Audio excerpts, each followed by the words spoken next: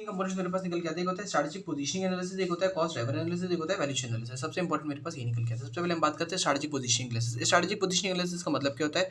Strategic positioning analysis का मतलब होता है कि आप इंडस्ट्री के आप ये देख रहे हो कि what is the position of the firm in respect of the industry in which it is operating. ठीक है, पूरी इंडस्ट्री में आपकी पोजीशन कहाँ पर है वो आप देखते हो। किसके टर्म से? प्रॉफिट के अप्रोच पे वगैरह में देखते हैं? नहीं, हम सिर्फ ये देख रहे हैं कि हमारी इंडस्ट्री के रिस्पेक्ट में हमारी एंटरप्राइज की, हमारी एंटिटी की पोजीशन है कहाँ पर। कैसे देखते हो? Internal environment analysis, external environment analysis और साथ में ऑर्गेनाइजेशन वैल्यूज, कल्चर और एथिक्स को आप देखते हो। ठीक है, कैसे? इंटरनल एनवायरनमेंट के अंदर क्या देखोगे? इंटरनल एनवायरनमेंट का मतलब होता है आप देखने चाहते हो रिसोर्सेज और कॉम्पिटेंसीज को, आप एक बार देखना चाहते हो, अपने रिसोर्स और कॉम्पिटेंसीज को देखते हो। एक्सटर्नल एनवायरनमेंट में क्या देखते हैं? एक्सटर्नल एनवायरनमेंट में हम दो फोर्सेज का इस्तेमाल करते हैं, फिर हम पोर्टर के 5 फोर्सेज का इस्तेमाल कर सकते हैं। कौन से वाले?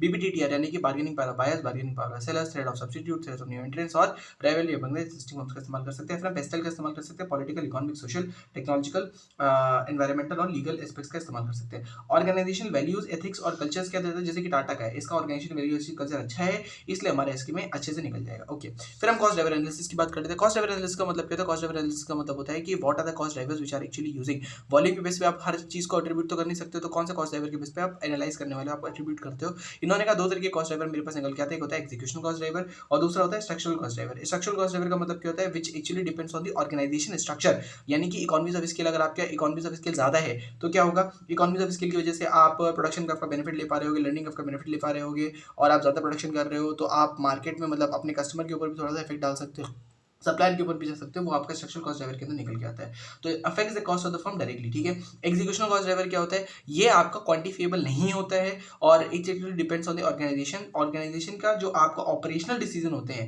उसके ऊपर डिपेंड करते हैं। जैसे कि ऑर्गेनाइजेशन के अंदर आपका जो वर्कफोर्स लगा हुआ है, एम्प्लॉय लगा हुआ है, आपका किस तरीके से ऑर्गेनाइजेशन का जो ऑर्गेनाइजेशन का फ्लो है वो किस तरीके से काम करता है, वो आपका इसके ऊपर डिपेंड करता है।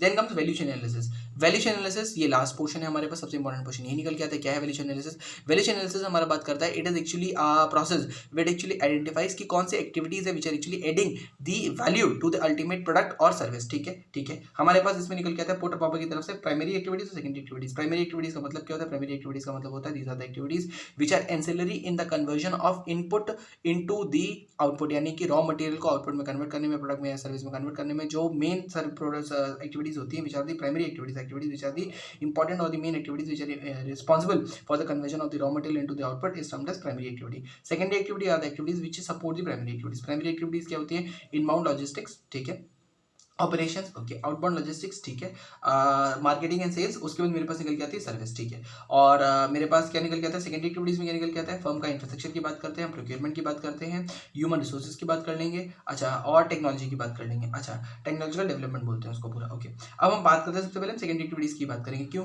प्रोक्योरमेंट का मतलब क्या होता है? प्रोक्योरमेंट का मतलब क्या होता है कि अगर आपको इनबाउंड का मतलब यानी कि यहाँ पर जो आपको करना है, क्या करना है आपको? प्राइमरी में क्या करना है आपको? रॉ मटेरियल को एक आउटपुट में या सर्विस में बदलना है। तो whatsoever is the input which is required for the conversion of the making of the finished product, whatsoever input is required, उस input को procure करने का जो आपका काम होता है वो सेकेंडरी एक्टिविटीज के प्रोक्योरमेंट के अंदर निकल के आता है। अच्छा, फिर टेक्नोलॉजिकल डेवलपमेंट का मतलब क्या होता है? टेक्नोलॉजिकल डेवलपमेंट का मतलब होता है, अच्छा, टेक्नोलॉजिकल डेवलपमेंट और फर्म इंफ्रास्ट्रक्चर में डिफरेंस क्या आएगा?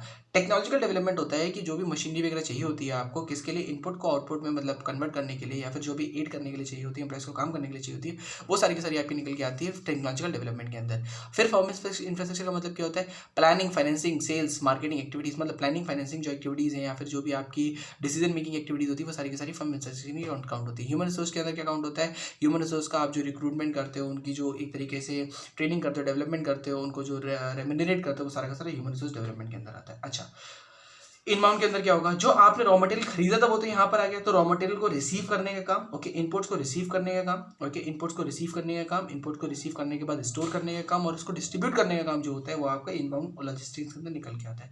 ऑपरेशंस का मतलब क्या होता है? जो भी आपकी एक्टिविटीज होती हैं जो आपके इनपुट को, रॉ मटेरियल को एक तरीके से आउटपुट में कन्वर्ट करेंगे, जो आपके प्रोसेस होता है वो आपका ऑपरेशन में काउंट होता है। आउटबाउंड का मतलब क्या होता है? जो आपका ऑपरेशन से फिनिश गुड्स निकल के आया उसको कलेक्ट करना, उसको स्टोर करना, उसको डिस्ट्रीब्यूट करना, डिस्ट्रीब्यूशन चैनल को सिलेक्ट करना, अच्छा, ये भी इसी के अंदर आता है। हाँ, डिस्ट्रीब्यूशन चैनल का सिलेक्शन करना और अल्टीमेटली कंज्यूमर तक पहुंचाना यहाँ पर निकल के आता है, यानी कि एक तरीके से डिस्ट्रीब्यूशन चैनल यहाँ पर निकल के आता है। फिर मार्केटिंग या सेल्स में क्या निकल के आता है? कस्टमर के लिए प्रोडक्ट की डिमांड क्रिएट करना आपका मार्केटिंग या सेल्स में निकल के आता है। साथ में इसमें निकल के आता है प्राइसिंग चैनल जो आपका होने वाला है, प्राइसिंग को सिलेक्ट करना, जो टीम होने वाली है उसको सिलेक्ट करना, ठीक है, आफ्टर सेल सर्विस को देने, ये सारा का सारा मार्केटिंग या डिस्ट्रीब्यूशन सेल्स के अंदर निकल के आता है। डिस्ट्रीब्यूशन डिस्ट्रीब्यूशन चैनल या फिर ऑर्डर को डिलीवर करने का जो काम है वो यहाँ निकल के आता है। सर्विस का मतलब क्या है, सॉरी सर्विस जो होता है आफ्टर से सर्विस, वो आपकी सर्विस के अंदर कवर हो जाती है। ओके, ये हमारे पास इतना था, ये हमने कर लिया।